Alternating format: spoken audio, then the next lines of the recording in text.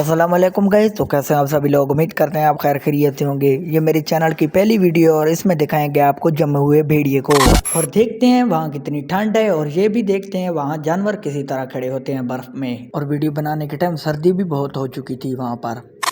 इस वीडियो को देखकर आपको ये समझ आएगी कि कुदरत ने हर मखलूक को जिंदा रहने के लिए एक तरीका सिखाया है। हम इंसान होकर भी एक दूसरे का साथ दें तो हर मुश्किल आसान हो जाएगी, पर ये ऐसा करता कोई नहीं। तो आप वीडियो शुरू करते हैं, चलो आए देखें।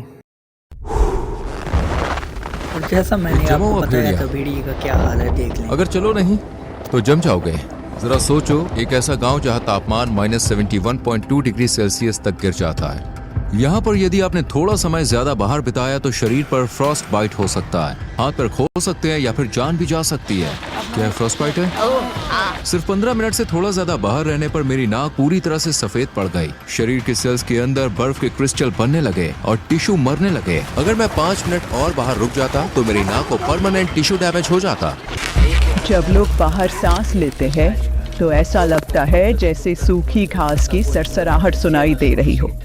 वो आवाज होती है गर्म सांस के बर्फ को क्रिस्टल में बदलने की। मैं धरती की सबसे ठंडी बसी हुई जगह पर हूँ, साल के सबसे ठंडे मौसम में। ये ओमिक्रॉन है। जिंदगी बचाने के लिए मैं 20 से ज्यादा कपड़ों की परतें पहने हुए हूँ, जिनका वजन करीब 14 किलो है। 30 डिग्री सेल्सियस गर्म घर से बाहर कदम रखते ही तापमान में 100 डिग्री से भी ज्यादा गिरावट होती है। इसलिए मैं हाथों में दस्ताने, पैर में बूट, पैंट और कोट पहनता हूँ जो रेनडियर के खाल से बने। और ये भी काफी नहीं होता। अब मैं तुम्हें दिखाने वाला हूँ कि जब बाहर जाना ही जिंदगी की लड़ाई बन जाए तो कैसा महसूस होता है।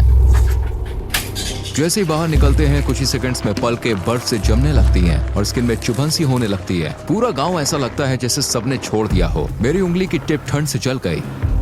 ठंड सिर्फ लोगों और जंगली जानवरों को ही नहीं पकड़ती, ये हर चीज को ठप कर देती है। फोन काम करना बंद कर देते हैं या सीधे बंद हो जाते हैं। बाहर खड़ी कारें कुछ घंटों में पूरी तरह जम जाती है। जमीन हमेशा जमी रहती है, इसलिए यहाँ कोई फल या सब्जी नहीं उगती। हमने मॉस्को से फ्लाइट लेकर पूर्व की तरफ 7 घंटे उड़ान भरी और याकुत्स्क पहुँचे। वहाँ से फिर करीब 18 घंटे और 900 किलोमीटर का रोड ट्रिप किया।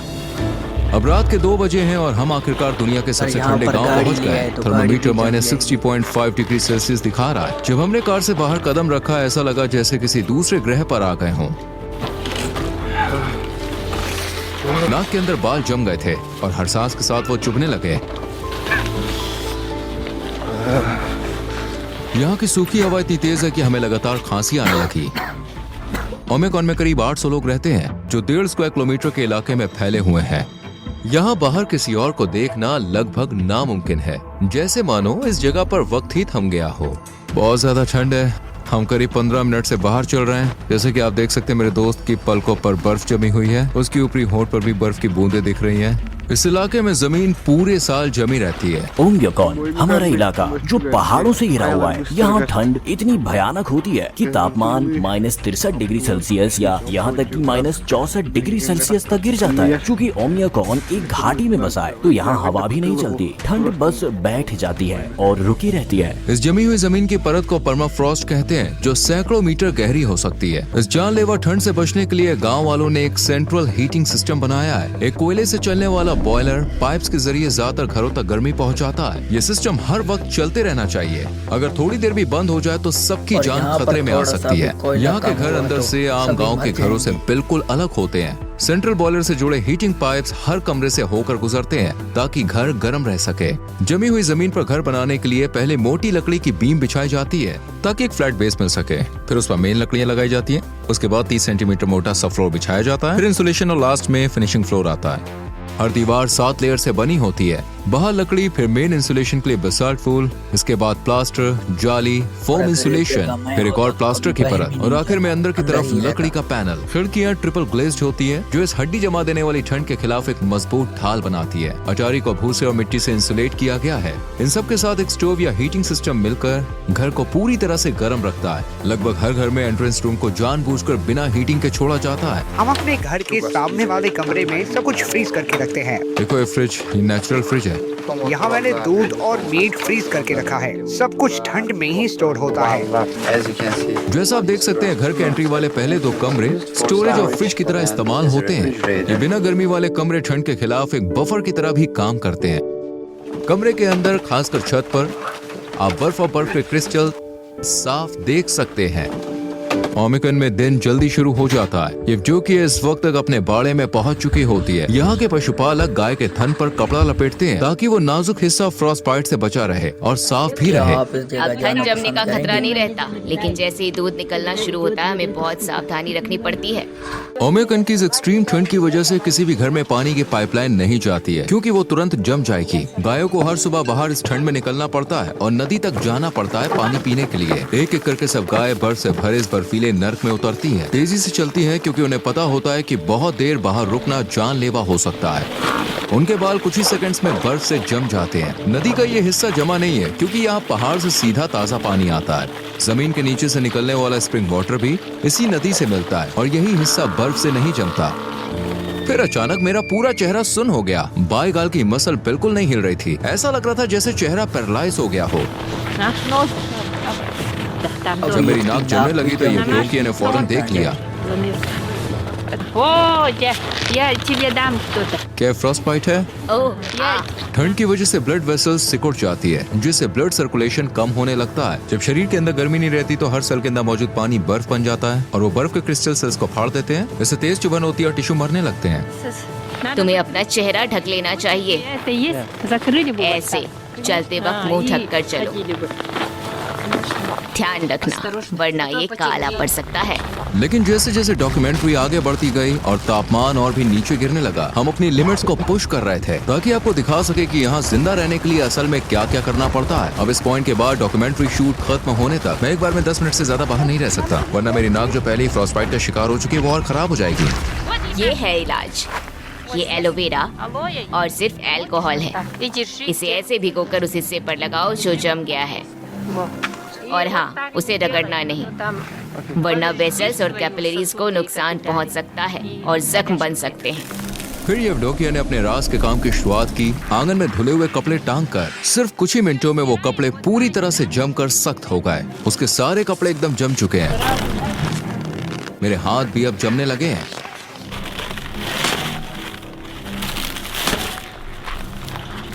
इसके बाद वो सीधे अपने बाड़े की तरफ गए गायों का दूध निकालने के लिए।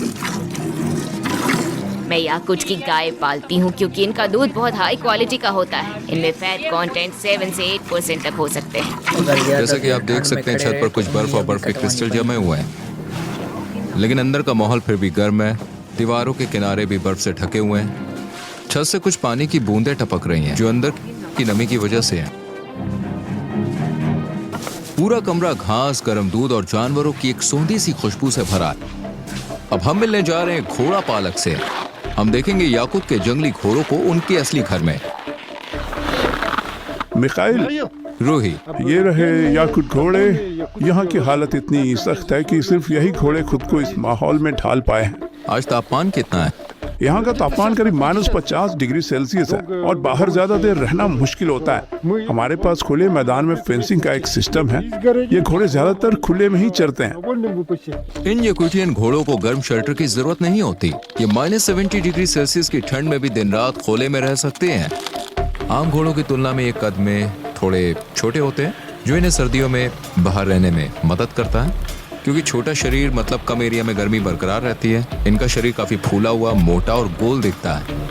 ये इनकी मोटी फर की वजह से है और उनके खुर भी काफी लंबे हैं, जो उन्हें इस जमा देने वाली जमीन पर बहुत देर तक खड़े रहने देते हैं। इन्हें पकड़ा नहीं गया है, इन्हें बस यहाँ खाना खिलाया जाता है। इनका शरीर ही इनका खाना है। यह है घोड़े का मांस। यहाँ लोग इसे खाते हैं। जैसा आप देख सकते हैं इसमें काफी फैट है। ये एक पैकेट है घोड़े के मांस का पैकेट। ये किसी कस्टमर ने ऑर्डर किया है और इसे भेजा जाएगा। ये जो सूखे घास का ढेर आप देख रहे हैं, इसे गर्मियों में इकट्ठा करके रखा गया था। सर्दियों में यही घोड़े का मुख्य खाना होता है।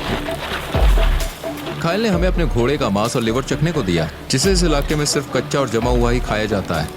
घोड़े का कच्चा मांस। इसमें ढेर सारे विटामिन और जरूरी न्यूट्रिएंट्स होते हैं। क्योंकि यहाँ फल सब्जी नहीं होती, तो हमें सारे विटामिन मीट से ही मिलते हैं। इसका स्वाद बर्फ जैसा है, कुछ महसूस नहीं हो रहा क्योंकि ये पूरी तरह से जमा हुआ है।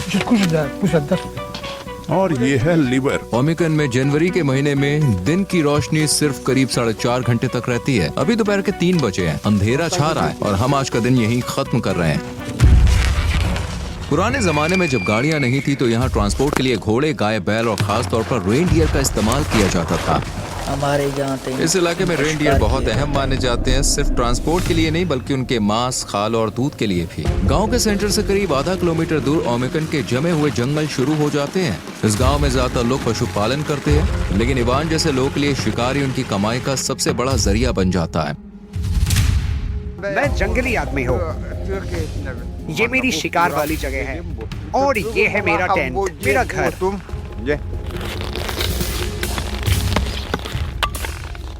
वो अभी आग जला रहा है, हमें इस आग की जरूरत है क्योंकि यहाँ बहुत ज्यादा ठंड है।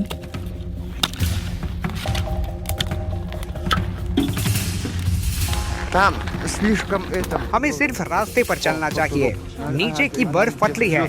हम जमी हुई नदी की तरफ जा रहे थे जहाँ इवान ने एक दिन पहले मछली पकड़ने का जाल लगाया था। इवान ने हमारे कैमरामैन को टाइम पर रोक लिया। वो बर्फ की एक टूटी हुई सतह पर कदम रखने वाला था। एक गलत कदम और वो पानी में गिर सकता था ओ रुको। और भीग सकता था। एक बार सर्दियों में जब इतनी ही ठंड थी, मेरे पापा जंगल में अपने घोड़े पर सवार होकर घूम रहे थे। वो बर्फ के अंदर गिर गए और तुरंत ही ठंड से जमने लगे। जब उन्हें एहसास हुआ कि आसपास कोई गर्म जगह नहीं है और मदद मिलने का कोई चांस भी नहीं, तो उन्होंने खुद को गोली मारने का फैसला किया ताकि धीरे धीरे दर्दनाक मौत न झेलनी पड़े। थोड़ा पानी लेंस पर गिर गया। ओह माय गॉड, ये तो अभी से जम गया। हमारा कैमरा पहले इतनी ठंड में ठीक से काम नहीं कर पा रहा था और अब ये जमी हुई लेंस तो बिल्कुल बेकार हो गई है। हमें इसे छोड़ना पड़ेगा। जाल निकालने के लिए वो एक छोटी फावड़े से छेद से बर्फ हटा रहा है। जैसी मछलियां बर्फीली हवा में आई वो कुछ ही सेकंड्स में मर गईं।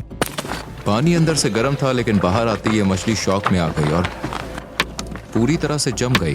अब वो जमी हुई मछली को पकड़कर थोड़ा गर्म कर रहे हैं अपने हाथों से रगड़कर ताकि उसे काटना आसान हो जाए। फिर बड़े ध्यान से वो उसे पतली स्लाइस में काट रहे हैं। जमी हुई और कच्ची जंगली मछली जब ये फ्रीज होती है तो ऐसा लगता है जैसे आप सिर्फ बर्फ खा रहे हो। इसे नमक के साथ खाना चाहिए। सर्दियों में मछलियों में ढेर सारे विटामिन होते हैं। टेंट के अंदर गर्मी है लेकिन बाहर की परत पूरी तरह से बर्फ से जमी हुई है। आप देख सकते हैं वो आग को तेज कर रहे हैं और थोड़ी मछली प्रकृति को अर्पण कर रहे हैं। हे प्रकृति की आत्मा, हमारा ये तोहफा स्वीकार करो। हमें शिकार में सफलता दे और अपनी जमीन की समृद्धि से हमें नवाजें। उनके शमानी विश्वास के मुताबिक उन्हें शिकार की आत्मा को संतुष्ट रखना होता है, वरना अगली बार शिकार में कुछ हाथ नहीं लगेगा। अब हम जंगल की तरफ बढ़ रहे हैं। इवान इस बार कोई बड़ा शिकार करना चाहते हैं। ऐसा लग रहा है जैसे यहाँ से अभी अभी कोई जानवर गुजरा है। जमीन पर पैरों के निशान और थोड़े पेशाब के धब्बे दिख रहे हैं। देखो, ये रोड डियर के पैरों के निशान हैं। हम उसके काफी करीब आ चुके हैं। क्योंकि मैं 10 मिनट से ज्यादा वक्त तक बाहर ठंड में खड़ा रहा, मेरी नाक फिर से सुन्न होने लगी। अब मुझे और सावधान रहना पड़ेगा। मुझे अपनी नाक महसूस ही नहीं हो रही है। ओके, उस तरफ से वो भागते हुए जंगल की ओर गया था। ओके। मैं जाल वहीं लगाऊंगा। उन्हें उम्मीद है कि कोई बड़ा जानवर इसमें फंसेगा। पसंद करेंगे, मैं तो नहीं करूंगा। शिकारी को पता है कि जानवर हर दिन एक ही रास्ते पर चलता है, इसलिए वो उसी रास्ते पर जाल बिछा रहे हैं।